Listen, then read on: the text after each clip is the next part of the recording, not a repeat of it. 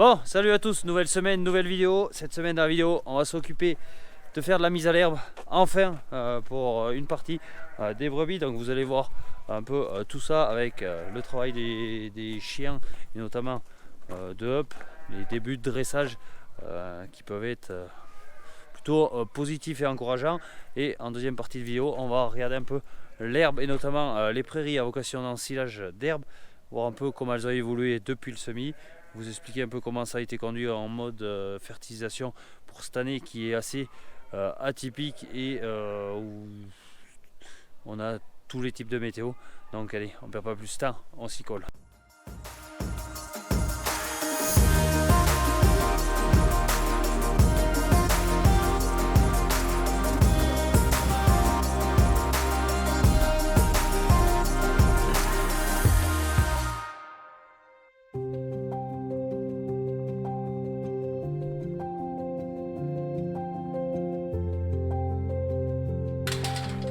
Bon allez, on commence cette vidéo, on est jeudi 9 mai, donc aujourd'hui journée un peu hors tente, même si la plus grosse journée a été hier. Donc aujourd'hui, mise à l'herbe officielle des brebis qui n'ont pas l'agneau. Celles qui ont l'agneau vont rester dedans encore une paire de jours. Bon, on va en parler par la suite. Et la météo, on a 4 jours de beau là, et ensuite retour de la pluie pendant plus d'une semaine. Donc là il est grand temps de mettre à l'herbe, même il est un petit peu tard. Bon, heureusement qu'il y a déjà quelques agnelles qui sortent dehors régulièrement depuis un mois. Là on va en mettre un peu plus de 200 en plus dehors. Celles-ci, j'ai commencé à les sortir hier, je les rentre le soir, je les lâche en journée. Et dès que les conditions climatiques seront favorables, elles dormiront jour et nuit dehors. Sachant qu'ils pressent aussi d'expédier des brebis sur l'autre site. Et peut-être sur un autre site si on a le temps et si la météo le permet. Donc quoi qu'il en soit, là je vais lâcher les brebis. Ensuite je m'occuperai tout ce qui est alimentation des mères des agneaux en bâtiment. Vous voyez, elles n'ont même pas fini ça d'hier. Et là, du temps de la transition, qu'elles sortent et qu'elles rentrent en journée ou le soir, et bien elles peuvent manger du fourrage sec, ce qui permet de faire la transition aux brebis pour que ça se passe le mieux possible. Donc allez, ils n'ont pas l'air d'être bien pressés de sortir. Mais bon, on va aller passer dehors. Allez, go!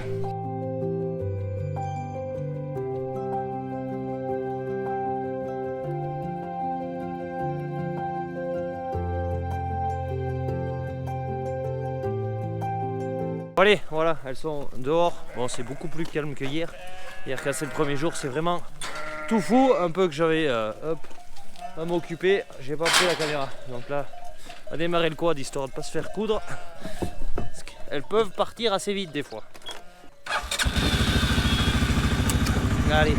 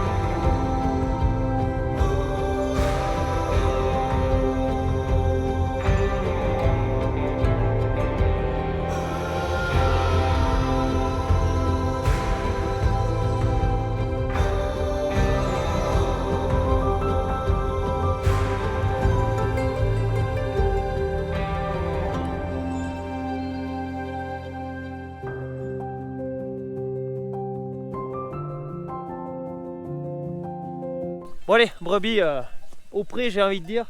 Donc là, j'y laisse en grand. Je veux pas qu'elle le nettoie trop bas, forcément. Hop, au pied. Hop, viens ici. Hop, ah, si. Donc tout simplement, je veux pas qu'elle le nettoie trop bas pour que ça reparte assez vite. Et les mères ensuite des agneaux reviendront. Là, si j'y mène rien d'ici que les mères des agneaux arrivent, vu la météo annoncée. Hop, viens ici. Hop, assis. Hop, assis. Il y aura trop d'air, ben elles vont se le mettre par les pieds, surtout que c'est une parcelle où quand il pleut vraiment beaucoup, ben il sort de l'eau de partout. donc elles le valorisent mal. Donc vaut mieux qu'il y ait de l'herbe courte et les faire revenir plus souvent plutôt que d'avoir un tas d'herbe bien longue. Et je vais vous laisser parce que je vais m'occuper de récupérer Up qui veut jamais lâcher les brebis d'une semelle. Allez.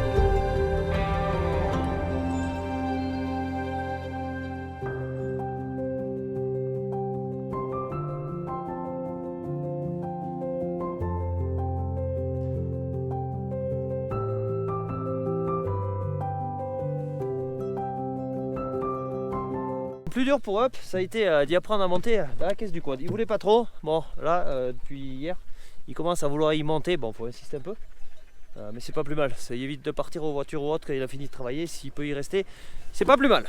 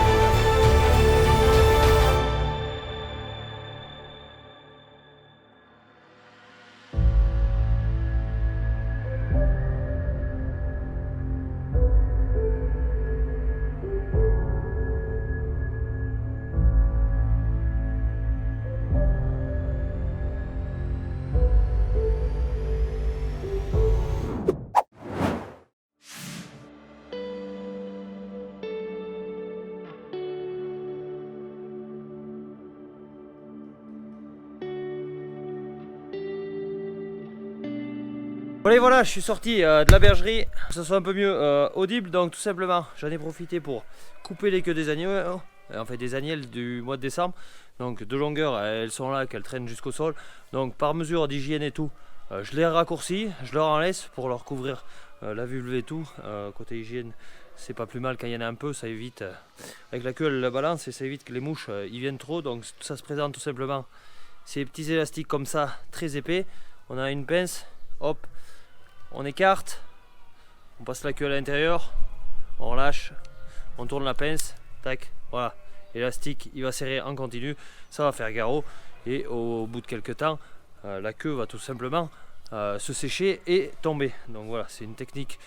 Bon, je vous cache pas que pendant un quart d'heure, 20 minutes, le temps que ça fasse le garrot, ça peut leur faire un petit peu mal, mais après elles ne sentent absolument rien et elles ont toutes les queues au même niveau. Et ça va plutôt pas mal pour tout ce qui est hygiène, mais aussi surveillance des plis quand c'est en lactation et tout. Et ça évite que ça s'infecte quand la queue traîne par terre. Et ça fait déjà dégueulasse et si elles chopent une infection, ça arrive parfois à tuer des bêtes. Ça m'est eu arrivé sur des agneaux, donc pour les brebis. Je me fais pas bien de soucis, ça peut arriver pareil. Je vais laisser manger un peu mieux les brebis, ensuite je vais leur ouvrir aux agneaux. Là, vu qu'on est quand même jeudi de l'Ascension, j'ai 2-3 bricoles à faire perso. Et on rattaquera un peu mieux le boulot ce soir. Qu'il en soit, on va prendre une paire d'heures pour faire des choses que j'ai à faire. Allez. Bon allez, on se reprend lendemain 10 mai. Du coup je suis monté voir un peu mon parc pour préparer la montée des brebis qui aura lieu dans les prochains jours. Bon, et suivi de la météo qui annonce de la pluie pendant plus d'une semaine. Donc là j'en profite pour redescendre pour vous montrer un peu une prairie nouvelle, ce que ça peut donner, semis l'an dernier tardif en septembre de mémoire. Donc là on est sur une zone où il n'y a pas de terre et normalement ça n'a pas t'y à pousser.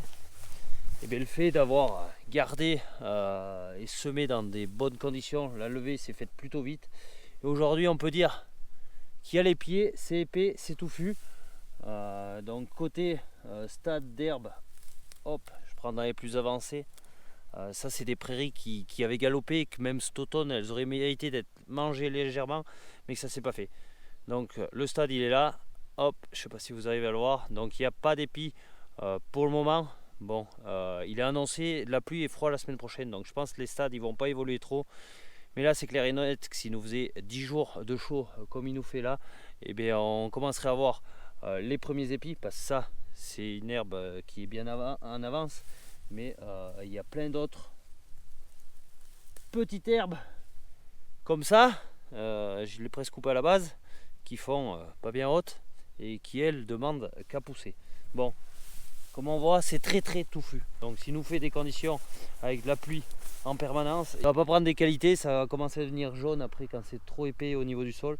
Et ici technique assez spéciale cette année pour mettre l'engrais, vu qu'on a eu de la neige et tout, et quand il y a eu la fonte des neiges il aurait fallu mettre l'engrais, mais c'était totalement détrempé. Donc j'ai tout fait mes apports d'engrais à haute dose malheureusement. Il n'y a pas très longtemps, il y a de cela, il n'y a pas très longtemps, il y a ici maintenant il y a plus d'un mois que ça a été fait. Donc un seul passage d'azote, de 80 à 100 unités d'azote selon les parcelles. Et aujourd'hui je ne le regrette pas, parce qu'aujourd'hui ça me laisse de la souplesse vis-à-vis de ce fameux azote soluble. À partir du dernier passage d'engrais qu'il faut attendre de 4 à 6 semaines selon les conditions météo avant de faucher l'herbe pour pas ramasser trop d'azote soluble et que ça soit presque un effet contre-productif sur le troupeau. Donc aujourd'hui voilà, des parcelles comme ça je me fais pas de soucis, il y aura de l'herbe, faut juste prier qu'il pleuve pas trop avant qu'on récolte, parce que sinon on va la larder, ça c'est clair et net. Il y a des points de gras, l'an dernier la vidéo où je m'étais enterré dans les céréales, c'était là-bas au coin. Donc je vais vous mettre quelques rushs de l'herbe là, et on ira voir ensuite d'autres parcelles vers la ferme un peu ce que ça dit.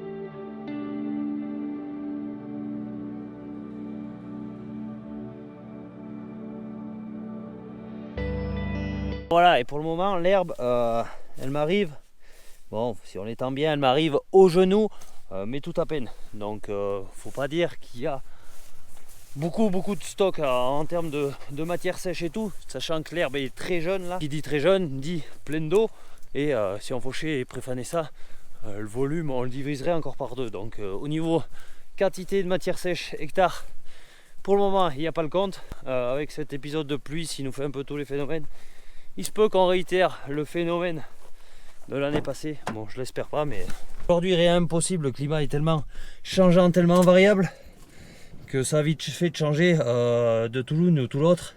Et j'ai envie de dire, c'est dans la dernière ligne droite qu'il faut faire.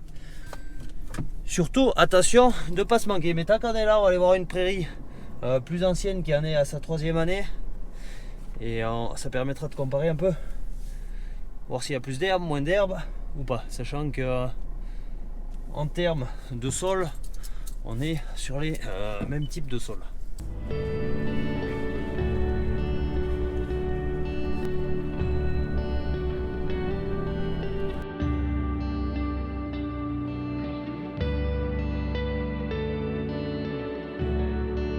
Bon allez, je m'arrête vite fait dans cette prairie. Donc ici prairie multi-espèces, l'autre ça sera pareil, mais pour le moment il y a une dominante de raigrats, et ensuite les dactyles et compagnie, trèfle, tout vont finir de se développer. Donc cette parcelle, qu'elle était en céréales, j'étais envahi de rumex. Donc de par le labour, j'avais réussi à bien le calmer, mais de par des récoltes l'an dernier plus que difficiles, et bien retour de nos chers amis rumex qui couvrent le sol et là où il couvre le sol, et vous pouvez y aller. Il n'y a pas de prairie. Donc là, dans la partie du fond où ça a été matraqué l'an dernier ou autre, et bien, rien à dire. Aujourd'hui, on a du rumex. Bon, sachant que les graines de rumex se conservent énormément de temps dans le sol. Donc c'est des parcelles à problème ou qui seront, j'ai envie de dire, à problème pendant toute ma carrière et peut-être celle des suivants. Donc ici, on va se mettre dans une parcelle. Hop, là on peut se voir que déjà c'est clair. C'est clair et ça arrive là à mi-mollet.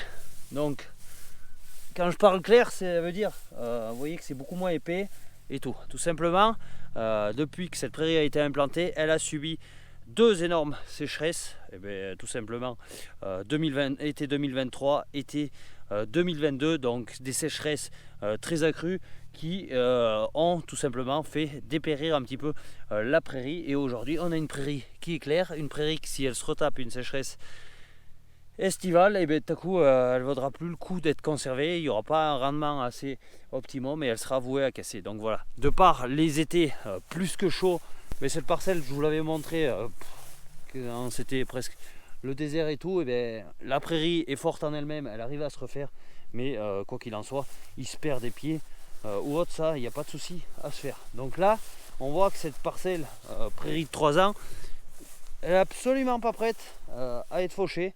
L'autre est beaucoup plus en avance. Bon pareil, là, ça a été mangé au mois de septembre-octobre avant que les brebis descendent. Et on voit notre herbe, notre dactyle. On sent même pas dans la gaine l'épi. Donc pour des parcelles comme ça, il y a le temps. Mais il faut savoir que les stades ils évoluent vite. S'il nous fait chaud, lourd et du vent, ça va attiser tout ça et ça va très vite monter à épi.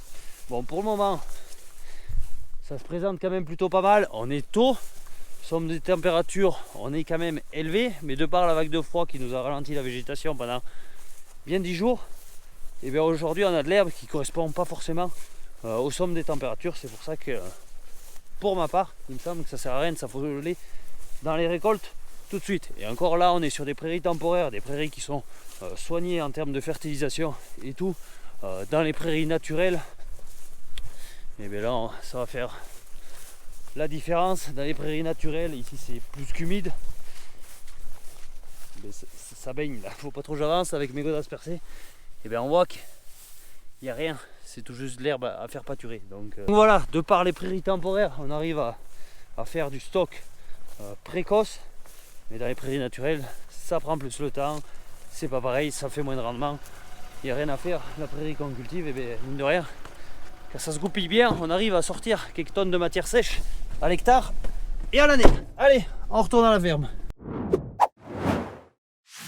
Bon allez, on se reprend, on est samedi soir. Du coup je voulais prendre la caméra là pendant la journée pour aller voir d'autres prairies que j'avais semées. Il y a notamment des mélanges courte durée. Bon, j'ai fait une story ce matin que j'ai posté ça sur Instagram pour vous permettre de voir qu'il y avait quand même pas mal de légumineuses. Donc vu qu'ils annoncent pas beau semaine prochaine, je pense qu'on aura le temps d'aller les voir, surtout que j'ai mis les brebis juste à côté. Quoi qu'il en soit, maintenant les brebis, ça fait 3 ou 4 jours qu'elles sortent, et bien depuis je me rappelle plus, depuis mardi ou mercredi qu'elles sortent. Et là, cette nuit, pour la première nuit, celle que j'ai lâchée, elles vont rester dehors, mais demain soir je vais les rentrer tout simplement parce qu'ils annoncent de la pluie, le retour du froid, donc elles ne sont pas assez acclimatées à mon goût, et puis ça sert à rien qu'elles restent piétiner dehors. Là, vu qu'il a fait très chaud en journée, elles n'ont même pas trop mangé, donc à cette heure-ci elles sont en train de manger.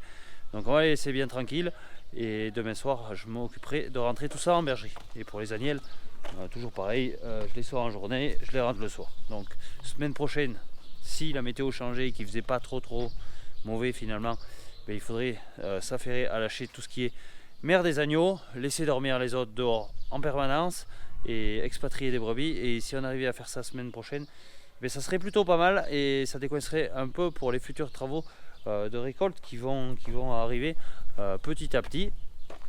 Et puis voilà, histoire d'en terminer une bonne fois pour toutes pour cette mise à l'herbe et que ça soit fait et qu'on n'en parle plus. Mais j'ai l'impression que ça s'éternise et les fenêtres météo de beau elles sont très courtes. Là on a eu 3-4 jours, Et bien là c'est maintenant plus d'une semaine de pluie annoncée, donc on va voir un peu ce que ça donne en temps et en heure.